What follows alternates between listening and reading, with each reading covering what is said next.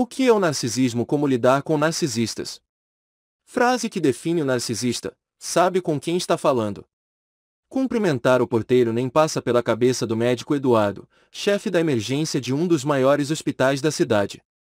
Lógico que se um diretor da instituição estiver ao seu lado, ele não apenas dará bom dia, como comentará sobre futebol. Assim, construiu sua reputação de gente boa, e arrebatou a simpatia dos funcionários. Apesar de jovem, já tem um cargo importante e não duvida de que parte de seu sucesso está relacionada à sua aparência sempre impecável e a seu carisma. Na faculdade, seu melhor amigo, um gênio da medicina, mal penteava o cabelo para se dedicar aos estudos. Hoje, está enfurnado em alguma clínica de quinta categoria da periferia. Eduardo sabe bem pouco sobre a vida do antigo parceiro. Toda vez que se encontram, fala sem parar sobre sua equipe maravilhosa, a tecnologia de que dispõe no hospital e o furor que causa entre as mulheres. E não disfarça o tédio diante das lamúrias de perdedor do cara que tantas vezes o ajudou a tirar boas notas. Ouvir não é mesmo o forte do jovem médico, a não ser que esteja liderando um grupo. Nesses casos, sabe escutar, reconhecer a melhor ideia e passar adiante como se fosse sua. Quando dá certo, o mérito é dele, que é capaz de comandar um time e extrair o melhor de cada um. Quando dá errado, não falta quem culpar. Na vida amorosa, esbanja um currículo invejável de conquistas. As ex-namoradas não pensam igual. Cansaram de ser menosprezadas e comparadas com o fantástico Dr. Eduardo.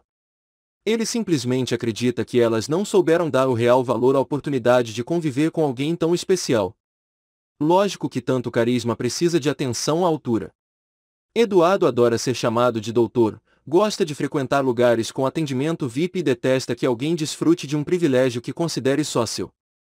Em situações desfavoráveis, não perde a chance de perguntar: sabe com quem está falando? Caçadores de admiração.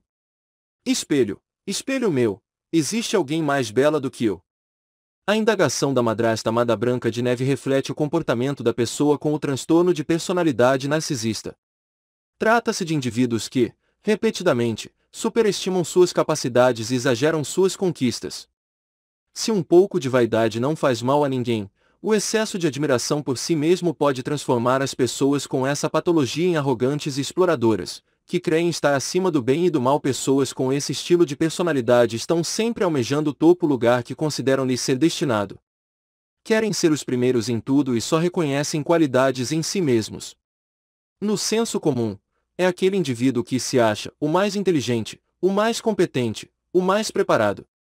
Lógico que isso não tem a ver com a realidade, mas assim funciona a mente do narcisista. Erroneamente, costuma-se associar esse traço à vaidade exagerada ou ao culto à beleza, mas a motivação desse indivíduo é outra: poder. Ele quer poder tudo simplesmente por achar que merece, já que é alguém especial. Nas relações interpessoais, vão buscar quem possa ajudá-los a brilhar ainda mais. Só não espere reconhecimento. Para o indivíduo narcisista, a recompensa é o privilégio de conviver com ele. Uma pessoa com estilo narcisista se vangloria do que fez e do que imagina ter feito. Tem propensão a viver no mundo da imaginação, onde a glória, a fama e o reconhecimento fazem parte do cotidiano. Seu currículo narrado será sempre melhor do que o real, qualquer pequeno feito ganha ares de vitória épica. Na avaliação dos outros, os narcisistas pensam ser a última bolacha do pacote. Dificilmente enxergam o constrangimento que causam a seu redor. Pelo contrário, sentem-se muito à vontade nesta época em que o culto ao poder e às necessidades individuais atingiu níveis jamais vistos. Muitos de nós estamos expostos 24 horas por dia nas redes sociais. São várias fotos de pessoas lindas, bem-sucedidas e realizadas profissionalmente, que disputam cliques exibindo seus feitos, selfies, suas postagens de belas paisagens, pratos deliciosos e roupas de grife. Aparentemente, não há nada errado em ter autoconfiança e boa autoestima, dois elementos que, quando equilibrados, trazem sociabilidade e segurança. O problema é que pessoas com traços de egocentrismo e grandiosidade levam essas características ao extremo e acreditam que suas contribuições são muito mais valiosas do que na realidade. Para elas, é quase um favor deixar que alguém conviva de perto. Exigem muito, retribuem pouco ou nada e não têm o menor escrúpulo de fazê-lo trabalhar ou dedicar-se inteiramente às suas necessidades, sem dar importância ao impacto que isso pode ter na vida do outro. No cinema, é fácil identificar traços do estilo narcisista no Homem de Ferro. Em Os Vingadores, ele faz parte de uma legião de super-heróis, mas acredita ser mais herói do que os outros. Como precisa agir em equipe, é obrigado a delegar funções, contudo, quando as coisas dão errado, bota a culpa nos companheiros. Naturalmente, as conquistas são fruto de sua inteligência, de seu esforço e de sua capacidade de planejamento, mas não do trabalho em grupo.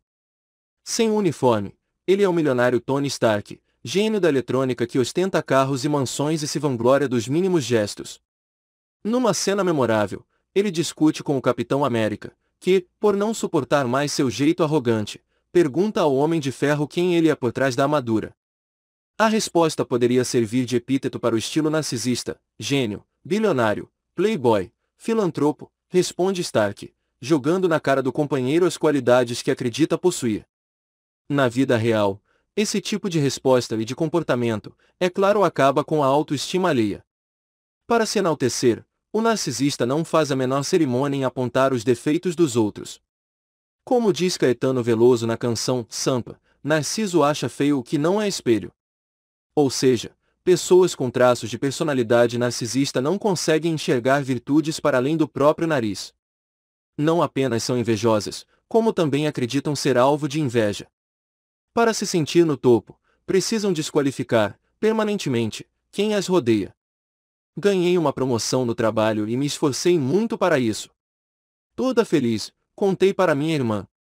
Em tom de desprezo, ela respondeu que o dinheiro tinha que valer muito a pena para compensar as horas que eu precisaria trabalhar, conta uma paciente.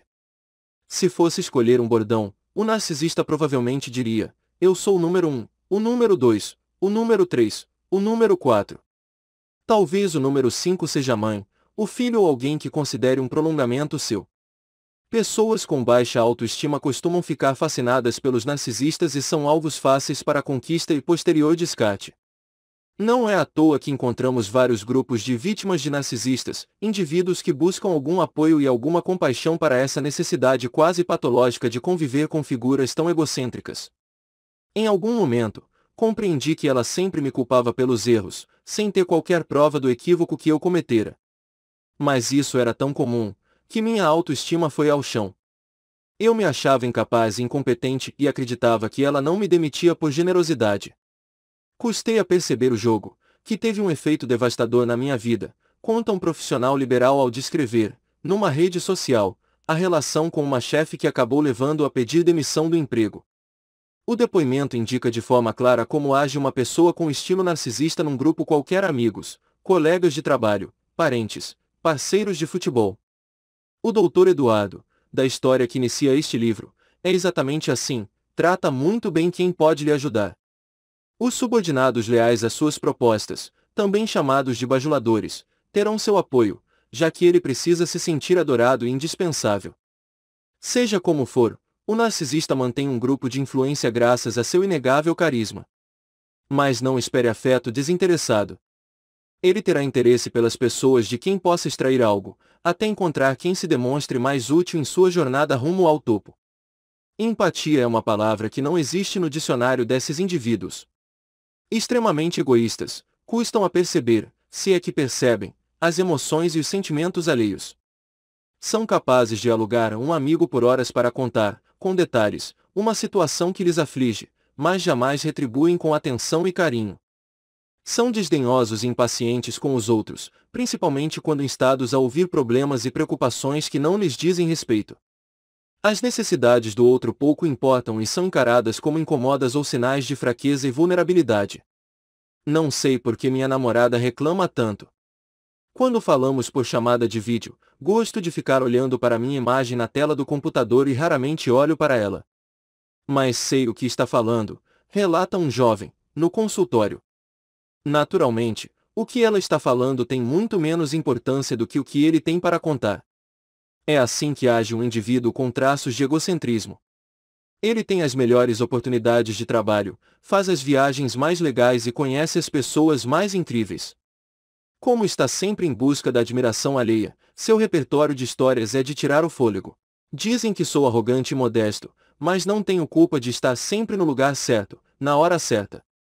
As pessoas que me são fiéis se dão bem, comenta um empresário de 49 anos, diagnosticado com esse transtorno. Um ponto importante: é preciso tomar cuidado para não confundir uma pessoa vaidosa, ainda que de forma exagerada, com um narcisista.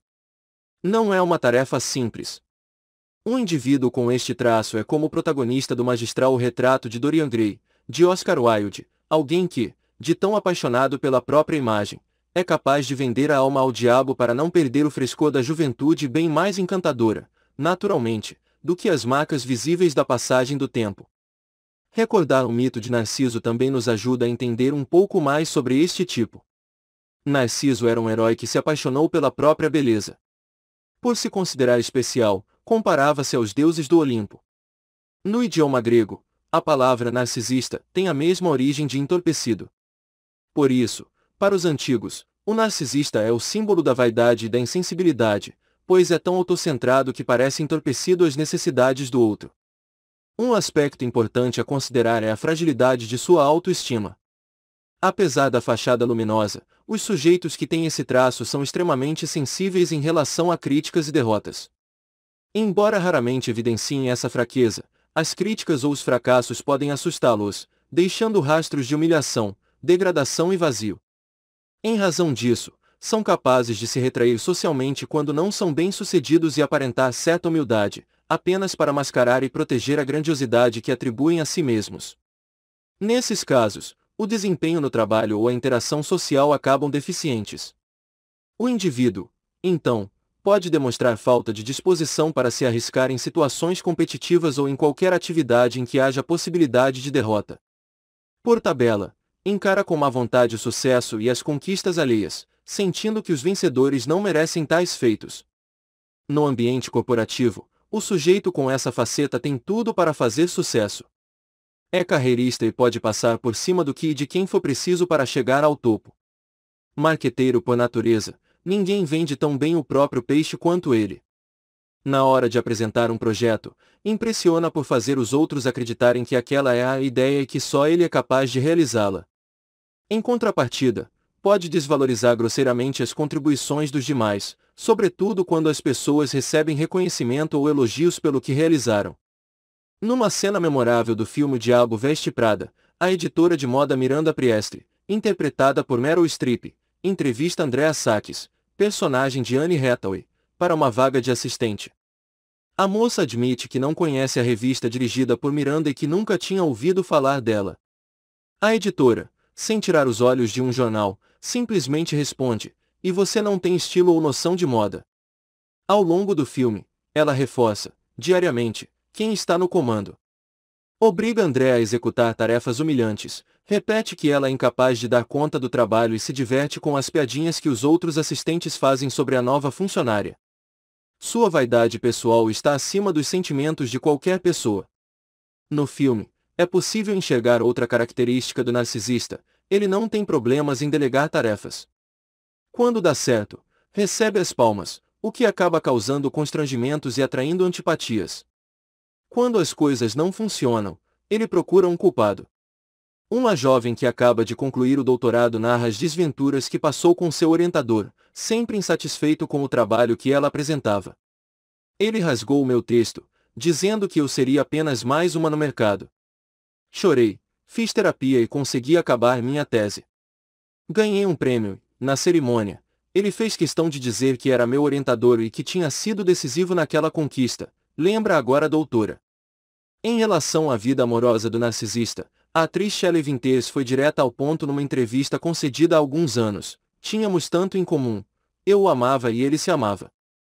A frase, reproduzida à exaustão, encontra eco no comentário de um homem de 47 anos, identificado com esse traço: "Nada me fará ter envolvimento com você, nem dinheiro, nem vínculos e muito menos súplicas ou lamentos.